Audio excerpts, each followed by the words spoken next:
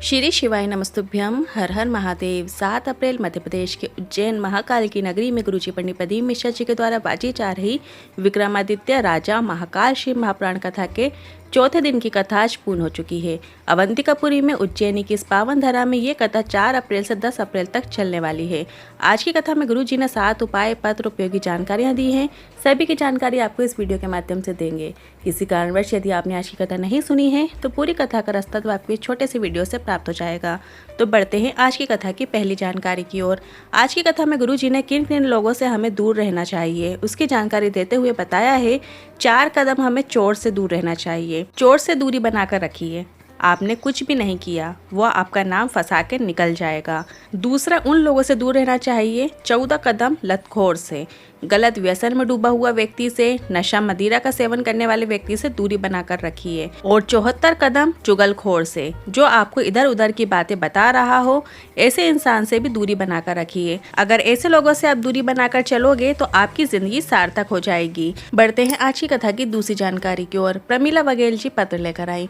मेरे पति का स्वास्थ्य अचानक खराब हो गया था। हॉस्पिटल में दिखाया तो पता चला उन्हें पीलिया हो गया है और 19 से 25% लीवर में चला गया है। इसके बाद हमने सुना अहमदाबाद में अच्छा इलाज होता है तो हम वहां लेकर चले गए। इसके बाद अहमदाबाद में डॉक्टर ने बताया लीवर खराब हो चुका है, ऑपरेशन करना पड़ेगा। इसके बाद हम उन्हें वापस घर उज्जैन लेकर आ गए और मेरे बेटे ने बताया भोले बाबा को जल चढ़ाकर उस जल का आचमन कराओ, लाभ जरूर मिलेगा। इसके बाद मैंने पशुपतिनाथ व्रत किया, साथ ही मैं मंदिर में जाकर जल चढ़ाती और वो जल का थोड़ा सा भाग मैंने उनको देना शुरू किया।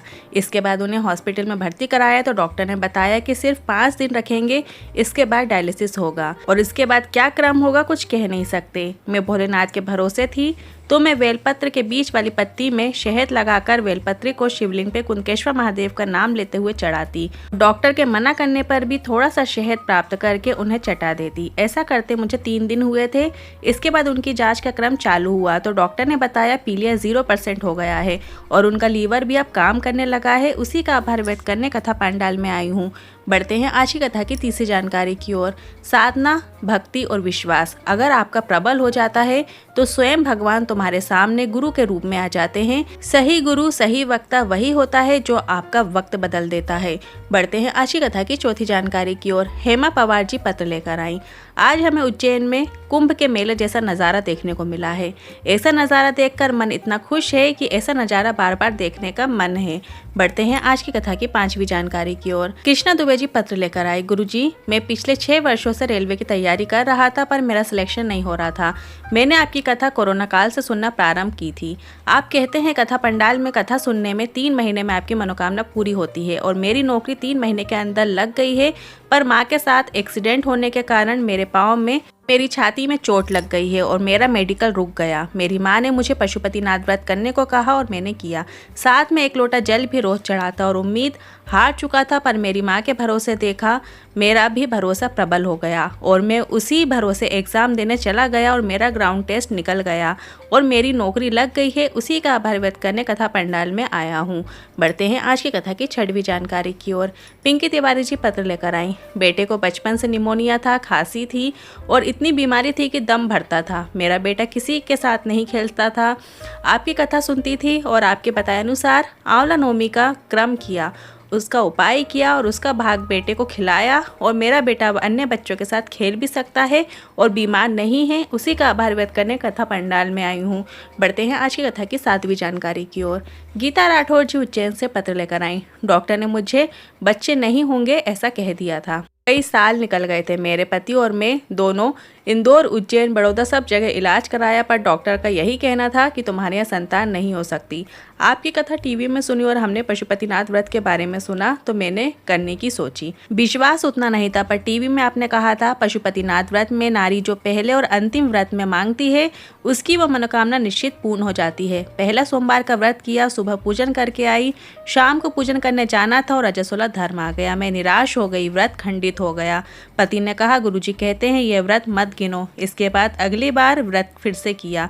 इसके बाद जब तीसरा व्रत आया और बाबा की कृपा ऐसी हुई कि मेरा गर्भ ठहर गया। उसी का आभार व्यक्त करने कथा पंडाल में आई हूँ। अब बढ़ते हैं वैशाख महीने में किए जाने वाले कुछ उपाय की तरफ।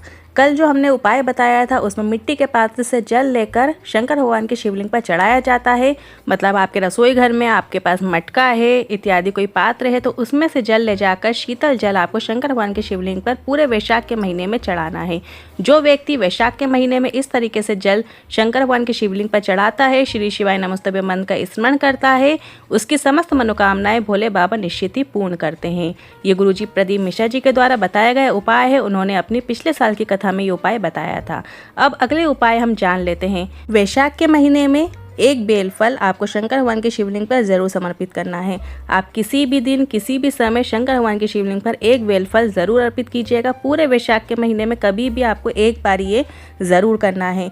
जो व्यक्ति वैशाख के महीने में एक बेलफल शिवलिंग पर समर्पित कर देता है उसे 1000 अश्वमेघ यज्ञ का पुण्य फल प्राप्त हो जाता है। अब बढ़ते हैं वैशाख महीने में किए जाने वाले अगले उपाय की तरफ। जिस व्यक्ति को पथरी की बीमारी हो गई है या पाचन क्रिया पूरी खराब हो गई है या पेट से जुड़े उदर से जुड़े हुए रोग हैं तो उन लोगों को एक बेलफल शंकर भगवान की शिवलिंग पर वैशाख के महीने में चढ़ाना है। इसके बाद जो बेलफल आपने शंकर भगवान की शिवलिंग पर चढ़ाया है उसको औषधि रूप में आप वहां से प्राप्त कर घर ले आइए। उस बेलफल को पूरे वैशाख के महीने घर में रखे रहने दीजिए। आपको वैशाख के महीने में उस बेलफल को नहीं खाना है। इसके बाद जो अगला महीना आएगा उस बेलफल को उस व्यक्ति को देना प्रारंभ कर दें जिसे पथरी हो गई है, उधर से जुड़ी समस्या आ गई है। उस बेलफल का अंदर का जो भाग है, गूदा है, वो आप उस व्यक्ति को देना शुरू कर दें। थोड़ा थोड़ा भाग आप उसको खिलाना शुरू कर दें। वो बेलफल वैशाख का चढ़ा हुआ बहुत ही लाभदायक होता है। उपायों से लेकर मन में कोई सवाल है, क्वेश्चन है तो आप कमेंट बॉक्स के जरिए पूछ सकते हैं। वीडियो थोड़ा भी उपयोगी लगा हो तो वीडियो को लाइक करके कमेंट बॉक्स में हर हर महादेव जरूर टाइप कीजिएगा। श्री शिवाय नमस्तुभ्यम।